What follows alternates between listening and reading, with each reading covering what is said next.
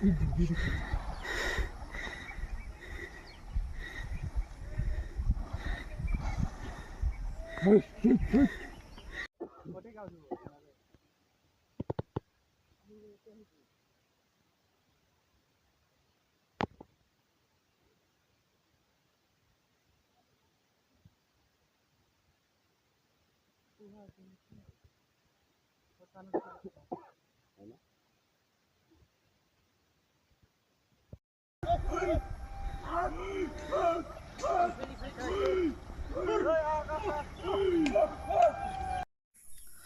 দিশৰ পাইছে মানে ৰাক্ষসনী সংৰক্ষিত বনাঞ্চলৰ পৰা আহি কিনে এতিয়া বৰ্তমান যিটো আমাৰ চিনাৰী নদী আছে ফটকৰিপা গাঁৱৰ মাজেদি আহি চিনাৰী নদী পাৰ হয় উদয়পুৰ পক্ষী ৰাস্তা পাৰ হয় খৰাবতা বজলি সংৰক্ষিত বনাঞ্চলত প্ৰৱেশ কৰিলে দুটা হাতীটো। নদীত গা ধুইছিলে নেকি? নদীত গা ধুইছিলে বহুত সময় থাকিল, ৰাতিপুৱা প্ৰায় 4টামান বজাতে আহিছে আৰু এতিয়া 8টামান বজাতহে নদীৰ পৰা উঠি কিনে বজলি সংৰক্ষিত বনাঞ্চলত প্ৰৱেশ কৰিলে।